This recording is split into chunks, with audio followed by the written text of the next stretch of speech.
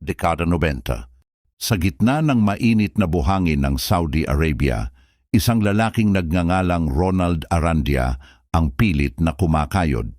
Katulad ng milyon-milyong OFW, ang tanging nagpapatatag sa kanya ay ang mga sulat at cassette tapes na galing sa kanyang asawang si Helen Arandia at ang kanilang dalawang anak, sina Chelsea Liz Arandia at Angeline Arandia.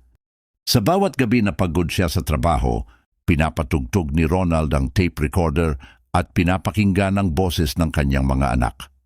Iyon ang kanyang gasolina, ang dahilan kung bakit tinitiis niya ang lungkot at init malayo sa Pilipinas. Ang bawat real na kinikita niya ay may destinasyon, ang kanilang pangarap na bahay sa barangay sa Banglipa City, at hindi siya nabigo. Sa loob ng ilang taon, nakapundar sila ng isang bahay, isang simbolo ng tagumpay at seguridad para sa kanyang pamilya.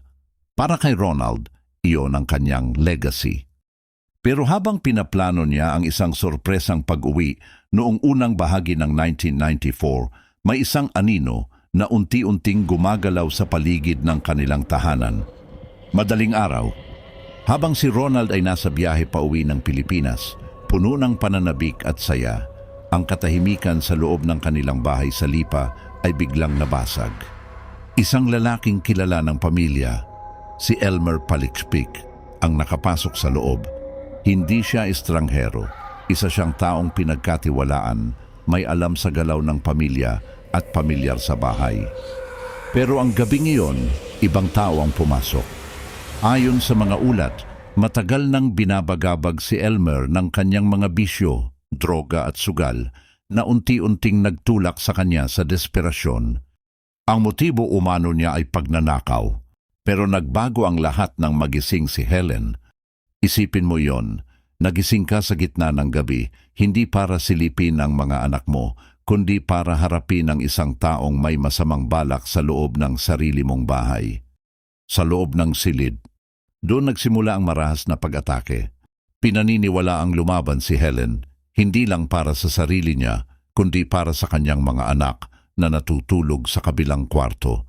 Ang bawat galaw niya ay desperado, ang bawat segundo laban para sa buhay.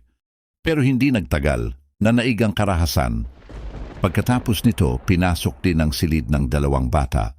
Sa murang edad, wala silang kalaban-laban sa nangyari.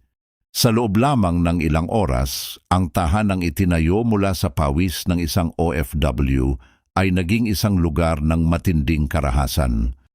Matapos ang krimen, iniwan ang bahay na tahimik, pero may bigat na hindi kayang itago. At habang nangyayari ang lahat ng yon, si Ronald Arandia ay papalapit na sa Pilipinas. Hawak ang kanyang mga pasalubong. May ngiti sa labi, at iniisip kung paano siya sasalubungin ng kanyang pamilya.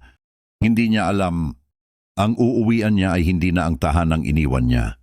Pagdating niya sa barangay Sabang, hindi saya ang sumalubong sa kanya, kundi katahimikan, mga kapitbahay na nagbubulungan at ang presensya ng mga pulis sa harap ng kanyang bahay.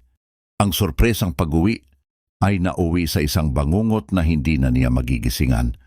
Pagbaba ni Ronald Arandia sa taxi, bit-bit ang kanyang mga balikbayan box. Tila tumigil ang ikot ng mundo niya.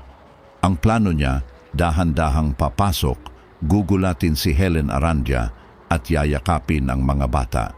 Pero ang bumungad sa kanya ay hindi ang init ng tahanan, kundi isang kakaibang pakiramdam na may mali. Ang mga kapitbahay na dapat ay tahimik pa sa ganitong oras ay nakatayo sa labas. Ang iba ay nagbubulungan, ang iba ay umiiyak. Halos hindi na napigilan si Ronald nang pumasok siya sa loob ng bahay. Doon, sa mismong tahanang pinaghirapan niyang itayo, sinalubong siya ng isang eksenang hindi niya kailanman inakala. Sa loob ng silid, doon niya nakita ang sinapit ng kanyang asawa. Si Helen, na huli niyang nakita sa mga litrato at alaala mula sa Saudi, ay wala na. Pero ang mas mabigat na dagok ay nang malaman niya ang nangyari sa kanyang mga anak, sina Chelsea Liz Arandia at Angeline Arandia. Sa loob ng bahay na yon, narinig ang isang sigaw ng amang nawalan ng buong mundo sa loob lamang ng isang gabi. Habang inaalam ng mga awtoridad ang nangyari, unti-unting nabuo ang larawan ng krimen. Ang paraan ng pagpasok sa bahay at ang kilos ng salarin ay nagpapakita na hindi siya isang basta estranghero, kundi isang taong pamilyar sa lugar at sa galaw ng pamilya. Dito pumasok sa investigasyon ang pangalan ni Elmer Palikpik, isang taong kilala ng pamilya at sa mga sandaling iyon ay nagpapakita pa ng pakikiramay. Pero habang lumalalim ang investigasyon, napunta sa kanya ang atensyon ng mga pulis. Ang isa sa mga naging mahalagang bahagi ng kaso ay ang mga nawawalang gamit mula sa bahay, mga alahas at pera. Sa kalaunan, ang ilan sa mga ito ay natagpuan sa pag-iingat ni Elmer matapos ang operasyon ng mga otoridad. Sa bigat ng mga ebidensyang nakuha, unti-unting nagdikit-dikit ang lahat. Ang bawat detalye ay nagtuturo sa iisang direksyon. Sa loob ng korte, naging mabigat ang bawat pagdinig. Si Ronald, na dapat ay nagbabalik lamang para makasama ang pamilya, ay nakaupo, nakaharap sa taong minsan nilang pinagkatiwalaan. Habang inilalahad ang mga ebidensya, naging malinaw ang nangyari. Isang krimen na nagsimula sa layuning magnakaw, ngunit nauwi sa isang trahedyang hindi na maibabalik. Sa huli na patunayang may sala si Elmer. Siya ay nahatulan ng kamatayan, nakalaunan ay naging habambuhay na pagkabilanggo, alinsunod sa pagbabago ng batas sa Pilipinas. Matapos ang lahat, iniwan ni Ronald ang bahay sa Lipa. Hindi niya kayang manatili sa isang lugar kung saan ang bawat sulok ay may alaala ng sakit. Pero may dala siyang hindi kailanman mawawala. Ang mga cassette tapes, ang mga simpleng recordings ng boses ng kanyang mga anak, ang naging huling koneksyon niya sa pamilyang nawala sa kanya. Sa bawat pag-play, bumabalik ang mga alaala, mga tawa, mga simpleng kwento, mga boses na hindi na muling maririnig sa totoong buhay.